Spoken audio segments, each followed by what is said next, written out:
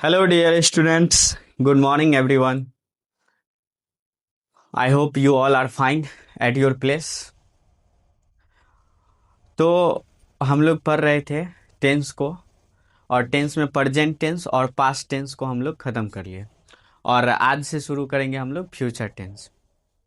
हम ये देख रहे हैं कि आप लोग अगर आपको समझ में आ रही है बात या नहीं आ रही है बात, आप कोई भी अपना विचार जो है सो नहीं प्रकट करते हैं। आप थोड़ा सा अपना राय, आप कहाँ पे क्या समझ पा रहे हैं, नहीं समझ पा रहे हैं, तो थोड़ा सा कमेंट के माध्यम से आप अपनी बात हम तक पहुंचा सकते हैं। तो हम समझ पाएंगे कि आपको क्या ज़रूरत है, क्या नहीं ज़रूरत है।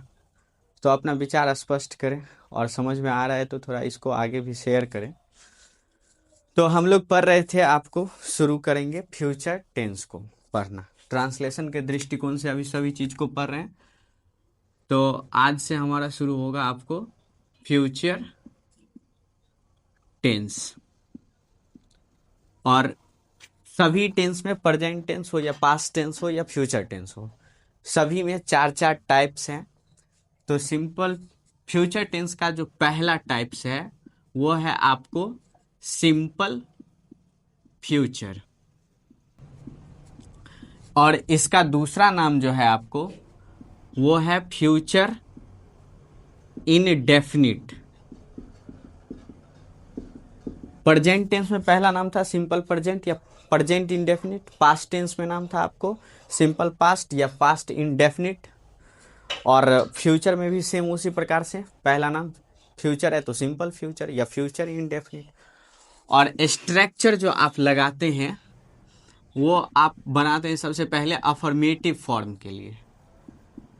सभी टेंस का स्ट्रक्चर सबसे पहले हम लोग अफर्मेटिव स्ट्रक्चर से बनाए हैं। और अफर्मेटिव क्या होता है ये सारी बातें हम लोग कर चुके हैं। आप अगर नहीं देख पाए अभी तक तो आप पहले वो क्लास देखें। फर्स्ट क्लास में जब हम लोग टेंस शुरू किए थे तो वहाँ पे हमने फ्यूचर टेंस टेंस शुरू करते वक्त मैंने आपको बताया था कि अफर्मेटिव सेंटेंस क्या होता है, इंट्रोगेटिव सेंटेंस क्या होता है, सेंटेंस के टाइप्स होते हैं हालांकि ये सभी।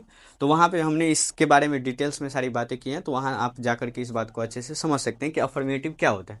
तो सभी टेंस का स्ट्रक्चर पहले हम लोग अफर्मेटिव में बनाते हैं। और अफर्मेटिव में बनाते हैं तो पहले क्या देते हैं स्ट्रक्चर में, सब्जेक्ट। और उसके बाद ये भी बात है कि अगर फ्यूचर टेंस का स्ट्रक्चर आप बना रहे हैं तो हर एक टाइप्स में आपको सेम हेल्पिंग वर्ब शैल और विल आएगा ही आएगा। विदाउट शैल और will you can not say that is in future.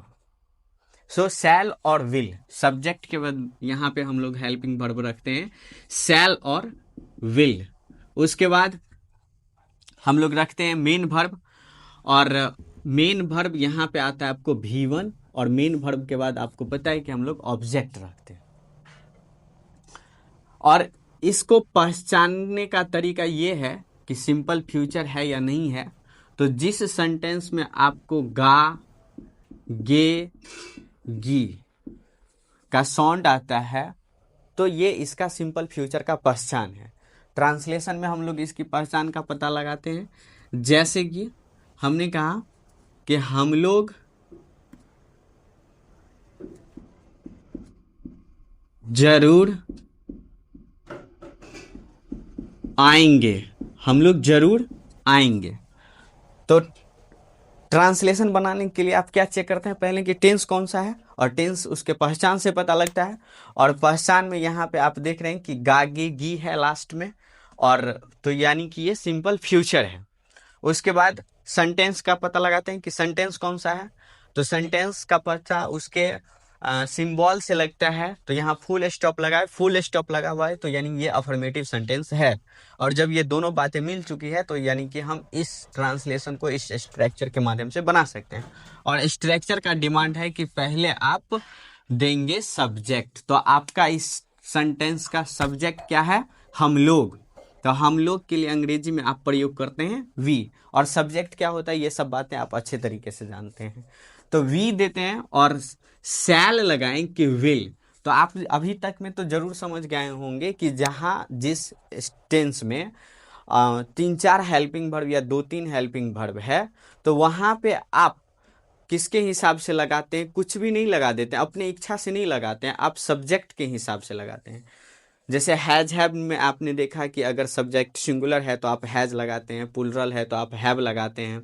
Was where में भी देखा कि सिंगुलर है तो आप वाज लगाते हैं, प्लुरल है तो वेयर लगाते हैं। इसी प्रकार से यहाँ पे सब्जेक्ट के हिसाब से शैल लगेगा या विल लगेगा। तो यहाँ शैल और विल को सिंगुलर और प्लुरल में नहीं डिवाइड किया गया, नहीं क्लासिफिकेशन किया गया है। शैल और विल के लिए एक पार्टिकुलर बात यह है कि अगर आपका सब्जेक्ट आई और वी है तो आप प्रयोग करते हैं शैल का, अदरवाइज आप प्रयोग करते हैं विल का, अदरवाइज आप प्रयोग करते हैं विल का। यानी कि अगर आपका सब्जेक्ट शैल लगाना है और अगर आपका सब्जेक्ट आई और वी है तो आप शैल लगा सकते हैं। इसके अलावा कुछ और है आपका सब्जेक्ट तो आपको विल लगाना है। तो यहाँ पे आपका सब्जेक्ट वी है और वी है तो यहाँ हम लोग लगाएंगे शैल। तो वी शैल, और भर्ब यहाँ पे क्या है, आपको भर्ब है V1 लगाना है। और भर्ब क्या है यहाँ पे, आएंगे। तो आएंगे इसका मतलब भर्ब कम है और V1 में होता है आपको कम ही। वी शैल कम, ऑब्जेक्ट रूप में आप यहाँ पे जरूर कह रहे हैं। तो जरूर का इंग्लिश यहाँ पे हम लोग डेफिनेटली प्रयोग कर सकते हैं, DEFINITELY, definitely. We shall come definitely. एक बात आपको यहाँ पे और भी बात समझना पड़ेगा कि शैल और वी में विल के लिए एक जनरल बात ये है कि आप सब्जेक्ट आपका आई और वी है तो शैल लगाइए, अदरवाइज विल लगाइए। ये एक जनरल बात है। जनरल का मतलब कि 90% जगह पे आप इसी तरीके से प्रयोग करते हैं।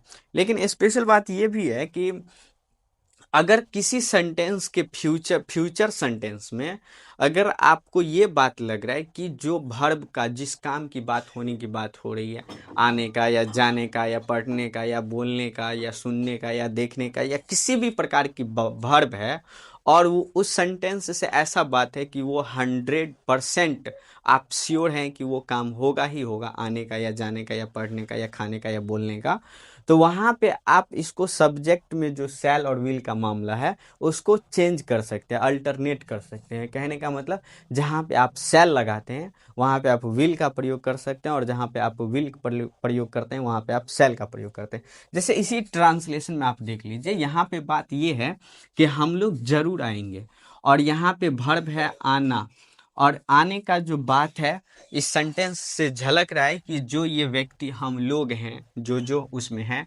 वो किसी को ऐसा कह रहे हैं कि वो 100% आएंगे, और सामने वाला को ऐसा फील हो रहा है कि श्योर। तो यहाँ पे हम जनरल नियम के हिसाब से चलते हैं, तो सब्जेक्ट चूंकि वी है तो सेल लगाते हैं। अदरवाइज आप, अगर मैंने अभी जो बताया कंडीशंस, अगर आपका भर्ब डेफिनिट है कि होगा ही होगा 100%, तो आप जहाँ पे सेल लगा रहे हैं वहाँ पे आप विल का प्रयोग कर सकते हैं। यानी कि इस ट्रांसलेशन को हम इस प्रकार से भी बोल सकते हैं, बस एक चेंज करना है कि आप वी के साथ आप विल का भी प्रयोग लगा सकते हैं, वी विल कम, और तब यहाँ पे आपको डेफिनेटली लगाने की आवश्यकता नहीं है। और यहाँ पे वी के साथ विल ही बता रहा है कि आप जो कम की बात कर रहे हैं वो 100% होगा, आप जरूर आएंगे। अब समझ रहे बात को? क्या मैंने बताया कि अगर भर्ब 100% है कि होगा ही होगा, इट मीन्स आप चेंज कर दीजिए, जनरल नियम के हिसाब से नहीं चाहिए। जिस सब्जेक्ट में आप सेल लगाते हैं उसमें विल लगा दीजिए, और जिसमें विल लगाते हैं उसमें सेल लगा दीजिए। और हर एक टेंस के स्ट्रक्चर को हम लोग 5 फॉर्म में लिखे हैं: affirmative, interrogative, negative, interrogative with negative, और WH वर्ड। और भी एग्जाम्पल आप इस पे बना सकते हैं।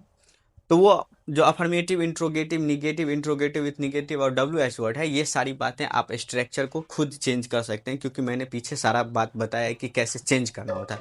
यदि आपको अफर्मेटिव स्ट्रक्चर आता है तो आप उसको इंट्रोगेटिव, निगेटिव सब फॉर्म में बदल सकते हैं। तो ये आपका जिम्मेदारी बनता है कि आप बनाइए इसको।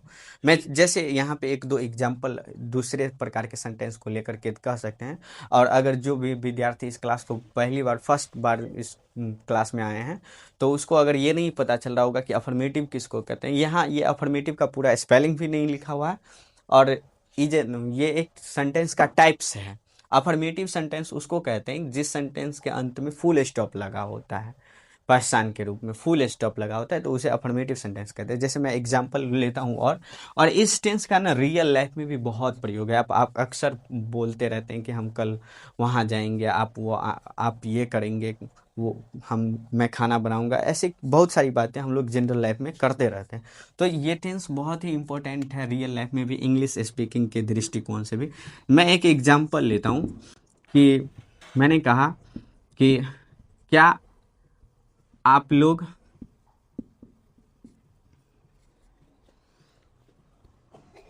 वहाँ बोलेंगे, क्या आप लोग वहाँ बोलेंगे। मैंने ये एक सेंटेंस लिया और इसको मुझे बनाना है इंग्लिश में। तो क्या करेंगे, आपको पता है कि आपको चेक करना है। क्या चेक करना है, पहले टेंस कौन सा है। तो टेंस इसमें आप पहचान के रूप में चेक करते हैं कि अगर गागे गी लगा हुआ है तो वो सिंपल फ्यूचर है। तो इस ट्रांसलेशन में आपको गागे गी लगा हुआ है, इट मीन्स ये सिंपल फ्यूचर है। उसके बाद हम क्या चेक करते हैं कि उसका सेंटेंस कैसा है। सेकेंड बात चेक करते हैं सेंटेंस कैसा है। तो यहाँ सेंटेंस आपका कैसा है, इंट्रोगेटिव। कैसे पता चला आपको, क्योंकि क्वेश्चन मार्क लगा हुआ। यदि सेंटेंस के लास्ट में क्वेश्चन मार्क लगा होता है तो इसका मतलब ये बात होता है कि वो सेंटेंस आपको इंट्रोगेटिव है। और इंट्रोगेटिव स्ट्रक्चर लगाएंगे, यहाँ तो अफर्मेटिव स्ट्रक्चर है, तो अफर्मेटिव स्ट्रक्चर को इंट्रोगेटिव में बदल लेते हैं आप लोग। और कैसे बदलते हैं वो आपको पता होगा कि जो हेल्पिंग वर्ब रहता है उसको आप पहले लाते हैं। तो आपका हेल्पिंग वर्ब यहाँ पे टेंस में क्या है, शैल और विल। तो इसको आप पहले लाइए। तो शैल और विल में से क्या दीजिएगा, वो सब्जेक्ट पे डिपेंड है। तो सब्जेक्ट आपका है आप लोग, तो आप लोग है तो यू, आप सब्जेक्ट यहाँ दे दिए हैं।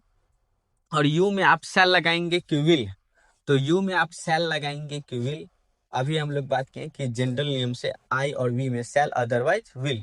तो ये तो नहीं आई है नहीं तो वी है, इट मीन्स इसके साथ विल लगाएंगे। तो पहले आप हेल्पिंग वर्ब देते हैं स्ट्रक्चर के हिसाब से, आप ध्यान पाड़िए। और उसके बाद फिर क्या देते हैं, सब्जेक्ट। तो हमने सब्जेक्ट दे दिया है, हालांकि मैंने पहले सब्जेक्ट दे दिया था, तो आप इससे बिल्कुल मत घबराइए कि फिर स्ट्रक्चर से हम अलग हो गए, कुछ भी कर दिया अपने तरफ से। नहीं है, ये सारी बातें हमने पहले बात कर चुकी है। और जो विद्यार्थी लगातार इस बात को देख रहे होंगे, क्लास को देख रहे होंगे, तो उसको अच्छे से समझ में आ चुका होगा।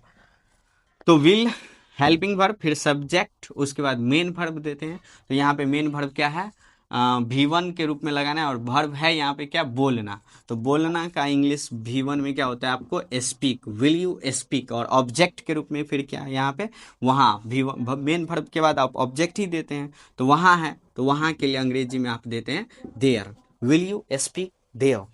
इसका सही इंग्लिश ट्रांसलेशन है। इस प्रकार से आप सिंपल फ्यूचर का और भी ट्रांसलेशन अपने तरीके से सोच करके बना सकते हैं, रिवाइज कर सकते हैं, जरूरी होता है। तो यह फ्यूचर टेंस का आपका पहला टाइप्स रहा।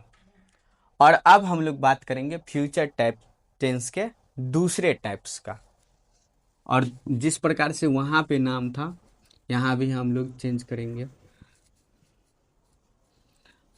और आपको याद होगा कि जब हम पास्ट टेंस पढ़ रहे थे तो पास्ट टेंस का स्ट्रक्चर हम लोग प्रेजेंट टेंस में चेंजिंग करके पास्ट टेंस का स्ट्रक्चर बना रहे थे। तो क्या ऐसा पॉसिबल है कि हम लोग फिर से प्रेजेंट टेंस का ही स्ट्रक्चर को फ्यूचर टेंस में बदल सकते हैं या नहीं बदल सकते हैं। तो पहले तो नाम लिखते हैं। नाम वहां भी प्रेजेंट टेंस में भी सेकेंड फॉर्म का नाम प्रेजेंट कॉन्टिन्यूअस, यानी कि कॉन्टिन्यूअस वाली बात, दैट टाइप ऑफ वर्ड जो दिस टाइम कंटिन्यू है, एकदम चल रहा है। पास्ट में गए तो वहां भी पास्ट कॉन्टिन्यूअस। तो सेकेंड नंबर पे जो है सो कॉन्टिन्यूअस वाली टेंस को पढ़ना होता है। तो फ्यूचर में है तो उसका नाम फ्यूचर कॉन्टिन्यूअस, डेफिनेटली। तो फ्यूचर कॉन्टिन्यूअस। और दूसरा नाम फ्यूचर इम्परफेक्ट, मतलब काम कंप्लीट नहीं हुआ। इम्परफेक्ट का मतलब that is not completed, that is uncompleted. तो दूसरा नाम इसका हो जाएगा आपको फ्यूचर इम्परफेक्ट। और इसका अफर्मेटिव स्ट्रक्चर हम लोग बनाएंगे ना, पहले सभी टेंस का पहले अफर्मेटिव स्ट्रक्चर बनाते हैं, तो इसका भी बनाएंगे। तो प्रेजेंट कॉन्टिन्यूअस से will try to change into future continuous and let's see how. आपको याद है प्रेजेंट कॉन्टिन्यूअस का स्ट्रक्चर, सब्जेक्ट प्लस इज या आर या am plus main verb V4 plus object. यही है ना, आपने पढ़ा है, याद होगा आपको। अब इसको हम चेंज करना चाहते हैं प्रेजेंट कॉन्टिन्यूअस को फ्यूचर कॉन्टिन्यूअस में। तो कैसे? प्रेजेंट कॉन्टिन्यूअस से पास्ट कॉन्टिन्यूअस में आपने देखा था क्या बात करते हैं वहां पे हम लोग। तो हम लोगों ने ये डिसाइड किया, ये अफर्मेटिव स्ट्रक्चर और बना भी रहे हम अफर्मेटिव के लिए, तो हम इसके सेटिंग पे चल सकते हैं। तो पहले सब्जेक्ट है, तो सब्जेक्ट के वजह से टेंस बदलता है, हाँ या ना? तो सब्जेक्ट के वजह से आपको टेंस नहीं बदलता है। हम लोग जब पास्ट में बदल रहे थे तो वहां बात किया। तो सब्जेक्ट है तो सब्जेक्ट रख देंगे। उसके बाद यहाँ पे हेल्पिंग वर्ब के रूप में है आपको इज आर एम। तो क्या इज आर एम जो हेल्पिंग वर्ब है, तो हेल्पिंग वर्ब के वजह से टेंस बदलता है? डेफिनेटली वर्ब के वजह से ही टेंस बदलता है, आपको पता है। कोई भी हेल्पिंग वर्ब है वो तो पार्टिकुलरली किसी टेंस का है, तो हेल्पिंग वर्ब के बदलने से तो डेफिनेटली बदलेगा। तो इज आर एम प्रेजेंट में है, इसका पास्ट फॉर्म क्या होता है? Was were. और आपको पता होना चाहिए कि इसका फ्यूचर फॉर्म क्या होता है? शैल बी और विल बी। ये सब बेसिक कॉन्सेप्ट्स हैं जहां आप ये सब बातें पढ़ते हैं। तो इज आर एम को जब पास्ट कॉन्टिन्यूअस में बदल रहे थे तो आप इज आर एम की जगह पे वाज वेयर का प्रयोग किए थे। और अभी आप फ्यूचर में बता रहे हैं तो इज आर एम का फ्यूचर फॉर्म जो होता है आपको शैल बी और विल बी होता है। तो हम इस प्रकार से लिखेंगे शैल या विल प्लस बी। आप कहेंगे कि आप बोल रहे हैं शैल बी और बोल रहे हैं विल बी, बट आपने इसको अलग अलग क्यों लिखा? बिकॉज बी कॉमन है यहाँ दोनों में, तो हमने उसको अलग कर लिया क्योंकि बी ये पता है कि सभी जगह लगेंगे, लेकिन शैल और विल में तो बात है ना। जब आप इसको इंट्रोगेटिव बनाने के लिए जाएंगे, मेन बात तो वहाँ है कि इसको बी के अलग करके लगे। जब आप इसको इंट्रोगेटिव स्ट्रक्चर बनाने जाएंगे तो सिर्फ शैल और विल ही आना चाहिए, क्योंकि इंट्रोगेटिव में पहले हेल्पिंग वर्ब देते हैं और बी हेल्पिंग वर्ब नहीं है क्या? बी हेल्पिंग वर्ब के रूप में भी काम करता है, परंतु बी आपको एक मेन वर्ब के रूप में है। जब आप वर्ब चैप्टर पढ़ेंगे तो मैं कई बार बता चुका हूं, ऐसे बहुत सारे वर्ब का बात आया है जहां पे मैंने आपको बताया जब आप वर्ब का चैप्टर पढ़ते हैं वहां आप इस सारी बातों को समझते हैं। वो सब बेसिक बातें हैं, यहाँ पे वो सब बात समझने की जगह नहीं है। आपको बेसिक चीजें पता होनी चाहिए। नहीं पता है तो मैं शुरू करूंगा बेसिक ग्रामर्स को भी, आप उसे भी देखेंगे, पढ़ेंगे, समझेंगे। तो बी को इसलिए अलग किया गया है। और उसके बाद है मेन वर्ब यहाँ पे V4। तो क्या V4 के वजह से टेंस बदलता है? तो डेफिनेटली नॉट।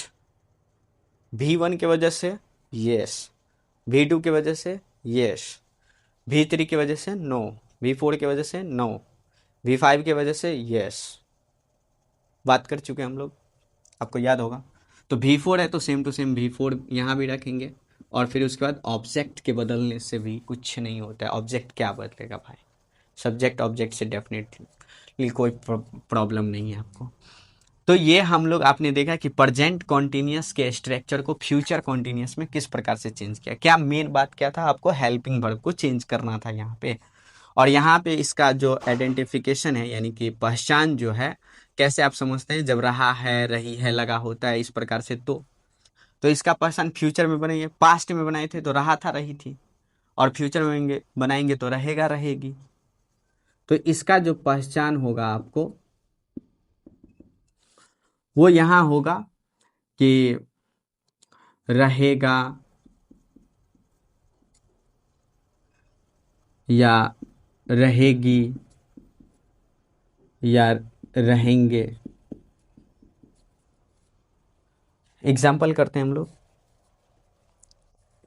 स्ट्रक्चर को तो बना लिए और पहचान ये है। पहचान आपको याद करना पड़ेगा तो ही आपसे बात बनेगा।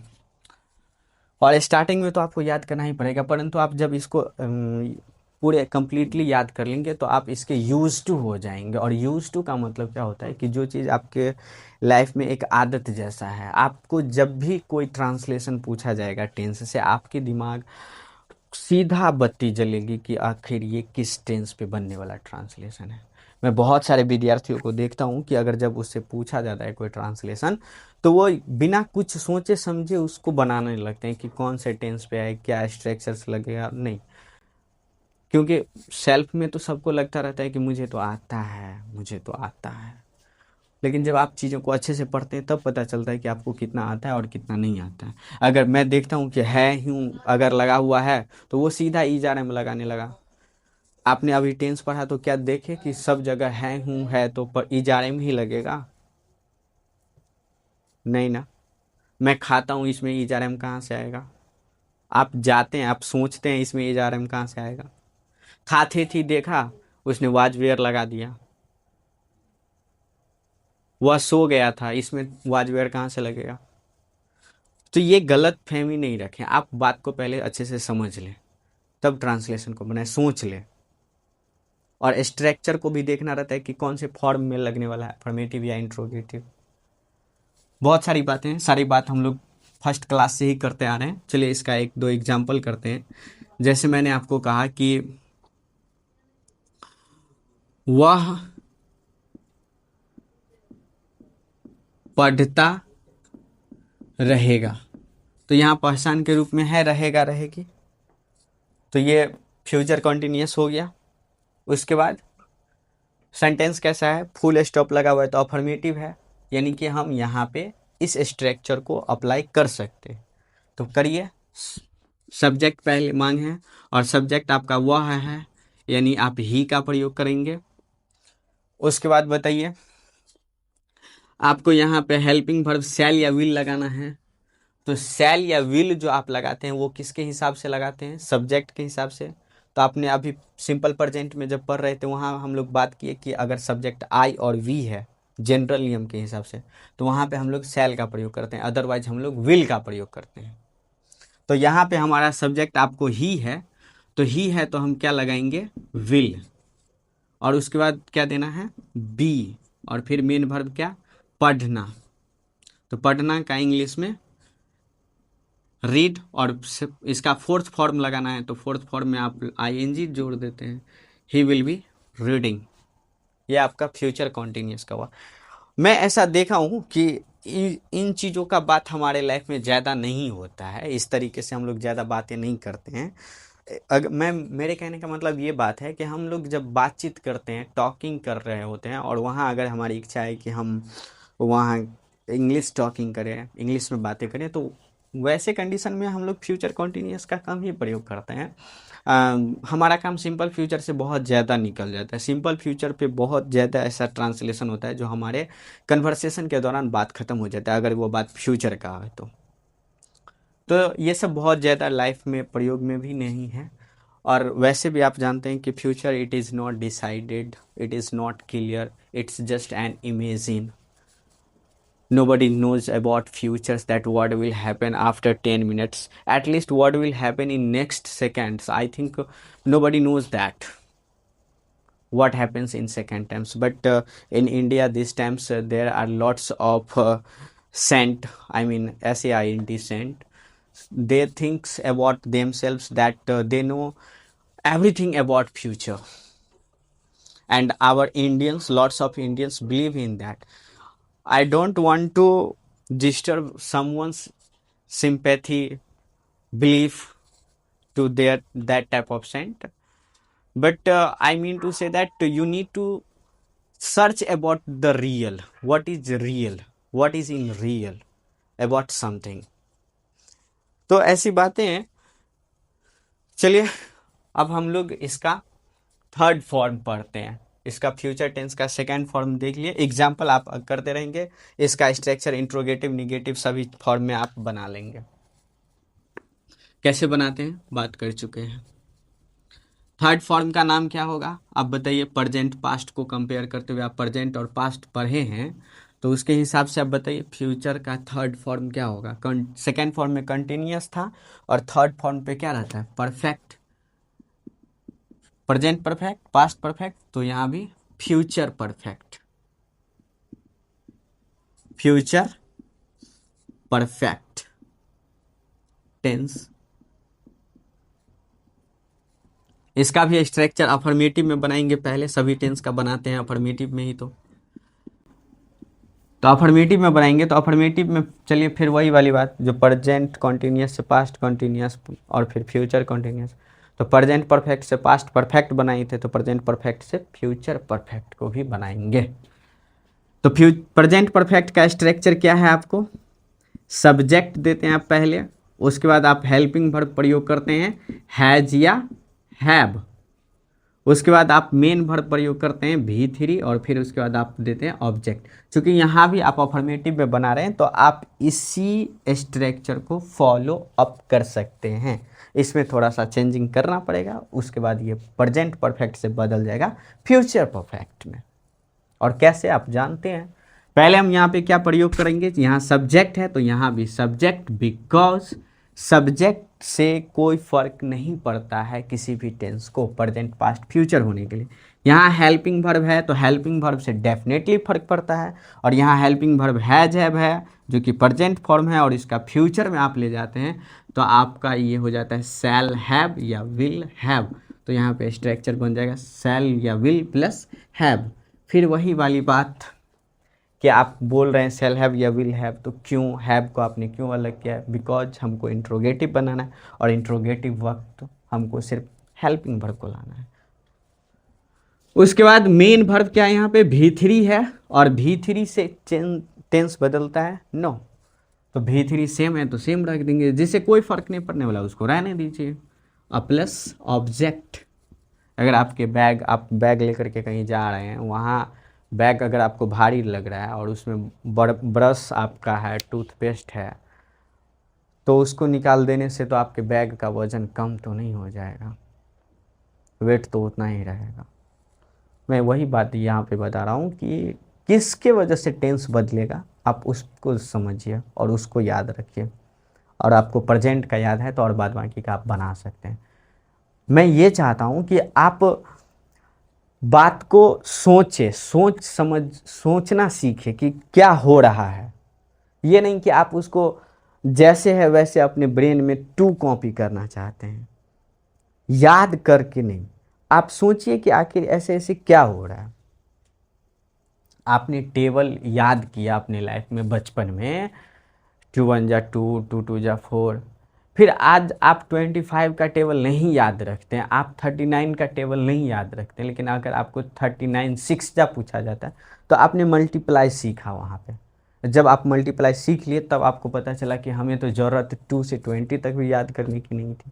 बट कुछ कॉमन चीज़ें होती हैं जो याद भी करना पड़ता है ताकि आगे की बात को हम कंफर्ट कर सकें। अगर आप 39 को 6 से मल्टीप्लाई करने जाते हैं, वहाँ आपको 9 का टेबल नहीं आता है, 3 का टेबल नहीं आता है, तो आप नहीं मल्टीप्लाई कर पाते हैं। तो कुछ चीज़ें ऐसी होती है जो बेस होता है, जहाँ आपको याद करना, उसको समझ के रखना बहुत ज़्यादा ज़रूरी होता है। तो प्रेजेंट परफेक्ट का जो भी प्रेजेंट का चारों टाइप्स है वो याद रखना ज़रूरी होता है, और फिर उसको अन्य में हम चेंज कर सकते हैं। और कैसे चेंज कर सकते हैं, किसको चेंज करने से क्या होता है, सारी बातें हमने आपको बताया है, आप समझ चुके हैं। तो मेरा कहने का मतलब यही बात है कि आप क्रिएटिव आदमी बनिए, आप रटे रटाए बात पे नहीं बात करिए किसी भी जगह पे। अगर आप साइंस के विद्यार्थी हैं खास करके तो वो तो बहुत ही ज़्यादा इम्पोर्टेंस है, लेकिन आप लगे रहते हैं हमेशा रटने में, समझने पे कम फोकस, सोचने पे कम फोकस। आजकल तो मैं देख रहा हूँ बहुत सारे बच्चे तो बुक का स्टडी ही नहीं करते हैं, बस कोचिंग गए आए, वहाँ जो भी बात हुआ कहा गया नोट बना लिए, तैयार कर लिए, याद कर लिए, हो गया, एग्ज़ाम पास कर गए। आप क्रिएटिव कैसे बन जाओगे, आप कैसे आगे कुछ सोच पाओगे, न्यू चेंजेस क्या ला पाओगे। तो यहाँ हम लोग प्रेजेंट परफेक्ट से फ्यूचर परफेक्ट टेंस में इसको बदल लिए स्ट्रक्चर को। और पहचान क्या होता था, यहाँ पे चुका है चुकी है, पास्ट में चुका था चुकी थी, और फ्यूचर में चुकेगा चुकेगी। पहचान या चुका रहेगा चुका होगा, ऐसे भी कह सकते। मुझे तो यही लगता है सही, आप इसी तरीके से चुका होगा,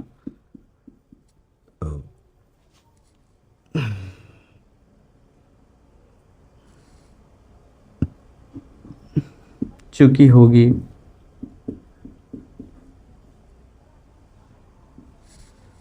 चुके होंगे, इस प्रकार से और एग्जाम्पल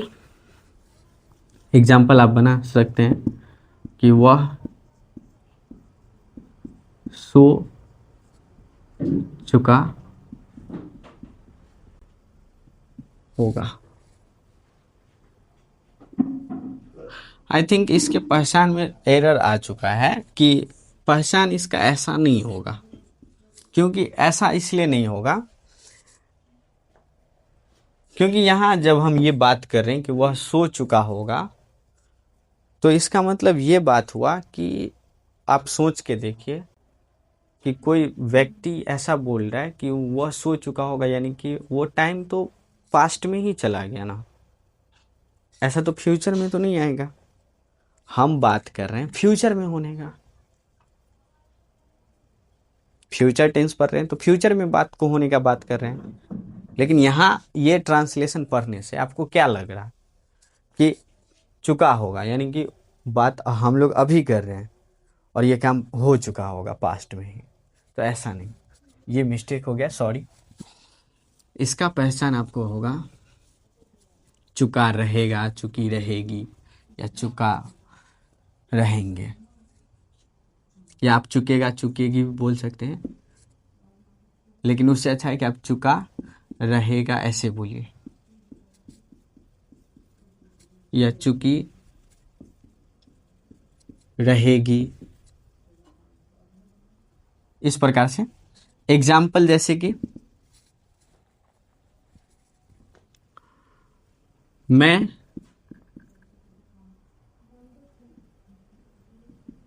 पहुंच चुका रहूंगा, मैं पहुंच चुका रहूंगा। पहचान आपने देखा फ्यूचर परफेक्ट का, और सेंटेंस अफर्मेटिव फुल स्टॉप है, तो इस स्ट्रक्चर को हम इसमें अप्लाई कर सकते हैं। तो करेंगे, सब्जेक्ट आपका क्या है, मैं, तो आई, और आई के साथ आप क्या लगाते हैं, शैल और विल में से, तो शैल, और हेल्पिंग वर्ब क्या लगाते हैं, हैव, और मेन वर्ब क्या है यहाँ पे, पहुंचना। तो पहुंचना का रीच, REACH, रीच या अराइव। रीच का प्रयोग कर लेते हैं, उसका थर्ड फॉर्म बनाएंगे तो आपको ईडी लगा देना है, आई शैल हैव रीच्ड। ऑब्जेक्ट है नहीं कि कहाँ पहुंच चुके रहेंगे। तो ये आपका फ्यूचर परफेक्ट का टेंस हुआ। तो आप बात कर रहे थे हम लोग फ्यूचर टेंस का, और फ्यूचर टेंस का बात कर लिए। फ्यूचर टेंस में सिंपल फ्यूचर, फ्यूचर कॉन्टिन्यूस और फ्यूचर परफेक्ट, तीन का बात कर लिए। चौथे फॉर्म का बात हम आगे करेंगे, लेकिन अब हम थोड़ा सा पीछे आपको वहाँ लेकर के चलते हैं। जैसे कि ऑब्जेक्टिव दृष्टिकोण से मैंने आपको बताया था कि कैसे बनाते हैं क्वेश्चंस को, याद होगा आपको। तो वो बात भी मैं थोड़ा थोड़ा सा आपको एक दो क्वेश्चंस करके समझाना शुरू करता हूँ अभी। पीछे भी क्लास में हमने आपको बताया था कि कैसे। तो आप एक दो क्वेश्चंस करके मुझे बताइए पहले। अभी मैं एक दो क्वेश्चंस बताता हूँ, पूछता हूँ, आप उसका जवाब सोच करके मुझे बताइए कि क्या होगा ऑब्जेक्टिव के फॉर्म में। क्वेश्चन है आपका, मैं आपको ये बताना है कि चूज द करेक्ट सेंटेंस, यानी मैं 4 सेंटेंस लिख रहा हूं, उसमें से आपको ये बताना है कि कौन सा सेंटेंस सही है। क्वेश्चन है आपका कि I have planned my work, I have planned my work. B में है आपके पास why do you not understood.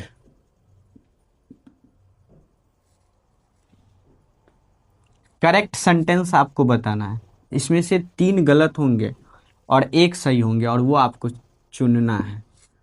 C number में मैंने लिखा कि are you coming today, are you coming today. और डी नंबर में है आपके पास सीता कुक्ड पनीर। सीता कुक्ड पनीर।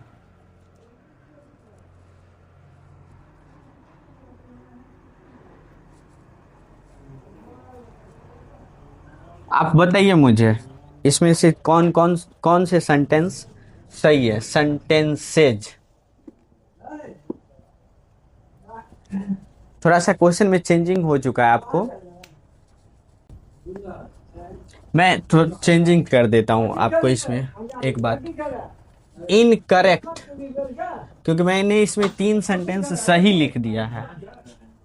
तो 3 सेंटेंस मैं अगर सही लिख दिया हूं तो आपको एक गलत वाला सेंटेंस बताना है। मैं शुरू में बोल रहा था कि आपको करेक्ट सेंटेंस बताना है, परंतु मैंने इसमें देखा फिर से कि मैं तो 3 सेंटेंस सही लिख दिया हूं, एक ही सेंटेंस इसमें गलत है। तो आप मुझे गलत वाला बताओ। इनकरेक्ट मैंने यहाँ पे कर दिया। Choose the incorrect sentence. मैं बताऊंगा, पहले आप क्या सोचते हो आप सोच लो अच्छे से, और ईमानदारी से कमेंट के माध्यम से आप क्या सोचे थे वो मुझे बताइएगा कि कौन सा आंसर आप सोचे थे। मैं बताता हूँ, चेक करते हैं हम लोग। तो चेक करना पड़ता है, आप यूं ही नहीं कि क्या सोच रहे हैं कुछ में लगा दे रहे हैं, ये सही है वो सही है। तरीका है, प्रोसेस है कि हम पता लगाएंगे ना, चेक करेंगे ना कि सही है या गलत है। तो ऑप्शन नंबर ए में आते हैं। तो यहाँ हमारे सेंटेंस जो है सो फुल स्टॉप है। तो फुल स्टॉप है तो पहले यहाँ सब्जेक्ट है, अफर्मेटिव है यानी कि फुल स्टॉप है तो पहले तो सब्जेक्ट होना चाहिए। तो यहाँ पे पहले सब्जेक्ट है। मैं ये कहना चाह रहा हूँ कि आपको सेंटेंस के हिसाब से इसलिए चलना है क्योंकि अगर सेंटेंस आपका अफर्मेटिव है तो सेंटेंस का फॉर्म कैसे बेस होना चाहिए, पहले सब्जेक्ट रहना चाहिए, फिर वर्ब रहना चाहिए। वर्ब कहने का मतलब हेल्पिंग वर्ब भी हो सकता है और मेन वर्ब भी वहां पे रह सकता है। तो कैसा हेल्पिंग वर्ब है, कैसा मेन वर्ब है, सब्जेक्ट के हिसाब से हेल्पिंग वर्ब लग रहा है या नहीं लग रहा है, हेल्पिंग वर्ब के हिसाब से मेन वर्ब सही है कि नहीं सही है, ये सब बातें मैं अभी चेक करके आपको बताऊंगा। तो सब्जेक्ट के बाद वर्ब होना चाहिए और उसके बाद ऑब्जेक्ट रहना चाहिए। तो आपका ये सेंटेंस में यहाँ पे आई है यानी कि जो कि सब्जेक्ट हो सकता है, पॉसिबल है।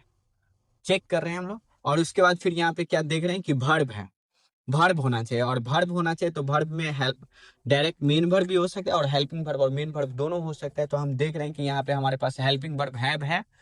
तो सब्जेक्ट आई के साथ helping verb I have possible है या नहीं है पॉसिबल, तो बिल्कुल पॉसिबल है, आपने पढ़ा है प्रेजेंट परफेक्ट में। तो आई के साथ हैव लगता है और हैव के बाद मेन वर्ब क्या होना चाहिए, तो थर्ड फॉर्म में होना चाहिए, V3 होना चाहिए। प्रेजेंट परफेक्ट के स्ट्रक्चर से पता चलता है आपको कि कैसा होना चाहिए। स्ट्रक्चर याद करना इसलिए जरूरी है, अदरवाइज आप कैसे पता लगा पाएंगे कि मेन वर्ब तो वो है परंतु किस में होना चाहिए। आपको याद रहेगा तभी आप बता सकते हैं। तो V3 होना चाहिए, तो प्लांट V3 है और उसके बाद ऑब्जेक्ट माई वर्क, यानी ये सेंटेंस तो हमारा सही है। सब्जेक्ट के साथ वर्ब, सब्जेक्ट के हिसाब से वर्ब तालमेल सही है, यानी ये सेंटेंस हमारा सही है। अब दूसरा सेंटेंस पे अब जब हम बी नंबर पे आते हैं तो बी नंबर में हम ये देख पा रहे हैं कि सेंटेंस हमारा WH वर्ड है, क्योंकि यहाँ वाई है और क्वेश्चन मार्क लगा हुआ है तो WH वर्ड है। तो WH वर्ड का क्या होना चाहिए, पहले WH वर्ड। अब हम सारे स्ट्रक्चर को यहाँ पे लिख करके नहीं बता रहे हैं, आपको बताएं समझाएं। इमेजिन, आपको याद है, आप अपने ब्रेन में फिगर आउट करिए। WH वर्ड होना चाहिए है, उसके बाद हेल्पिंग वर्ब होना चाहिए है, हेल्पिंग वर्ब के हिसाब से सब्जेक्ट में तालमेल है या नहीं है, तो डू है तो यू पॉसिबल है या नहीं, यानी यू के साथ डू लग सकता है कि नहीं, तो लग सकता है। प्लूरल सब्जेक्ट प्लूरल वर्ब, हम लोग सारे बात अच्छे तरीके से कर लिए हैं, क्लियर है।